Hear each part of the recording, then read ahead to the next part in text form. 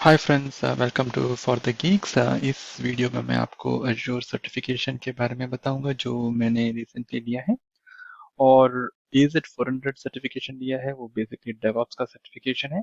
तो अगर आप वो सर्टिफिकेशन लेने वाले हैं तो इस वीडियो में मैं आपको बताऊंगा कि आपको कैसे प्रिपेयर करना है और क्या क्या एक्सपेक्ट कर सकते हैं आप एग्जामिनेशन के दिन। तो अभी स्टार्ट करते हैं। तो व्हाट इज AZ400 सर्टिफिकेशन? तो बेसिकली जैसे मैंने कहा, वो डेवऑप्स का सर्टिफिकेशन है। डेवऑप्स बहुत ही बज़वर्ड है आजकल टेक्निकल इंडस्ट्री में। तो ये एक सर्टिफिकेशन है जो माइक्रोसॉफ्ट ऑर्गेनाइज करता है और इशू करता है सर्टिफिकेट को, अगर आप टेस्ट पास करते हैं तो। और इस सर्टिफिकेशन में बेसिकली उन लोगों के लिए अच्छा है जिनको ऑलरेडी एज्योर एडमिनिस्ट्रेशन का और एज्योर डेवलपमेंट का नॉलेज है थोड़ा बहुत। और ये प्रीरिक्विजिट है एक्चुअली, एज्योर एडमिनिस्ट्रेशन और एज्योर डेवलपमेंट। और वो ये जो टेस्ट है उन प्रोफेशनल्स के लिए भी अच्छा है जो अपने प्रोजेक्ट में एजाइल मेथोडोलॉजीज इंप्लीमेंट करना चाहते हैं या इंफ्रास्ट्रक्चर एज कोड इंप्लीमेंट करना चाहते हैं अपने प्रोजेक्ट्स में। और इस टेस्ट में बेसिकली आपका नॉलेज टेस्ट किया जाता है। आपका नॉलेज देखा जाता है कि आप कैसे स्ट्रैटेजीज अप्लाई करते हैं जब आप कोड करते हैं या जब आपका इंफ्रास्ट्रक्चर सेटअप करना है। और उस स्ट्रैटेजी से आप कंटिन्यूस इंटीग्रेशन, कंटिन्यूस डिप्लॉयमेंट सब कर सकते हैं या मॉनिटरिंग कर सकते हैं। तो इन सब का वो एक्चुअली नॉलेज टेस्ट करते हैं सर्टिफिकेशन में। और जैसे मैंने कहा, prerequisites for exam, either आपको Microsoft certified Azure administrator associate का एग्जाम पास करना है या एज्योर डेवलपर एसोसिएट का। तो इनमें से कोई एक टेस्ट लेने के बाद आप AZ400 टेस्ट दे सकते हैं। ऑफिशियल वेबसाइट का लिंक मैं डिस्क्रिप्शन बॉक्स में डालूंगा, वो आप चेक कर सकते हैं। My algo to pass Microsoft certification या कोई भी सर्टिफिकेशन पास करना हो तो आपको कुछ स्टेप्स हैं जो आपको करने चाहिए। ये मैंने थोड़े समराइज कर दिया है इसमें।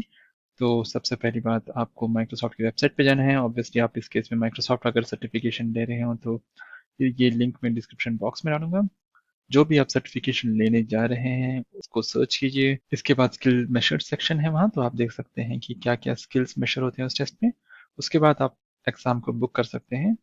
और बहुत सारा फ्री मटेरियल है ऑनलाइन में, वेब पे। माइक्रोसॉफ्ट खुद भी प्रोवाइड करता है फ्री मटेरियल। और कुछ पेड ट्रेनिंग्स भी हैं। मैंने नॉर्मली यूडीमी में या लिंक्डइन पे देखता हूँ मैं। और यूडीमी पे वगैरह बहुत अच्छे कोर्सेज मिल जाते हैं, कम कॉस्ट पे मिल जाते हैं। तो प्लूरल साइट है, लिंक्डइन है, बहुत सारे और वेबसाइट्स हैं जहाँ पे आप ट्रेनिंग ले सकते हैं ऑनलाइन। एक बार आपने ट्रेनिंग चूज कर लिया उसके बाद आप उसको ऑन मतलब प्रैक्टिस करना है एक्चुअली। तो अगर जैसे Azure का सर्टिफिकेशन है तो आपको Azure अकाउंट क्रिएट करके जो जो वो ट्रेनिंग में बताते हैं वो हैंड्स ऑन करना है, जिससे आपको चीज़ें याद रहेंगी। और जब एक्चुअली आप सर्टिफिकेशन लेंगे तो आप लिंक कर सकते हैं कि क्या क्वेश्चंस पूछ रहे हैं और आपको कैसे सॉल्व करना है। ऑब्वियसली रिलैक्स रहना और स्ट्रेस मत लेना। और ऑब्वियसली आप ये अगर करेंगे तो होपफुली आप पास होंगे and enjoy your certification. Skills measured, ये एक लिंक दिया गया है माइक्रोसॉफ्ट की वेबसाइट पे, तो आप यहाँ वहाँ जाके देख सकते हैं। एज ऑफ टुडे 165 USD है इस एग्जाम का कॉस्ट।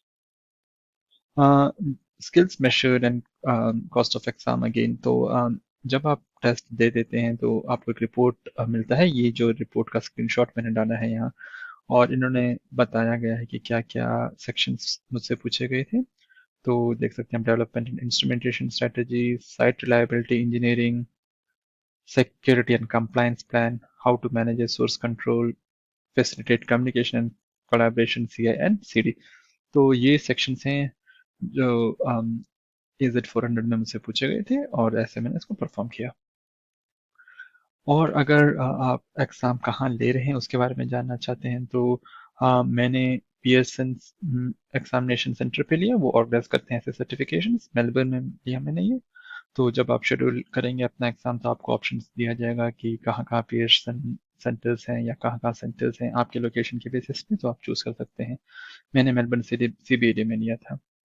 तो एग्जाम के अंदर आप फोन और लैपटॉप सब नहीं ले जा सकते। वो आपको एक लॉकर प्रोवाइड करेंगे, आपको उसमें सब चीज़ें रखनी है।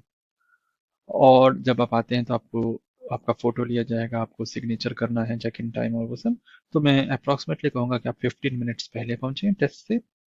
एग्जाम टाइम पे स्टार्ट हुआ था, जस्ट एक कोई और ले रहा था कोई और सर्टिफिकेशन, बट बहुत सारा स्पेस था अंदर। और आजकल कोविड का टाइम है तो आप मास्क रिक्वायरमेंट ज़रूर चेक कीजिएगा।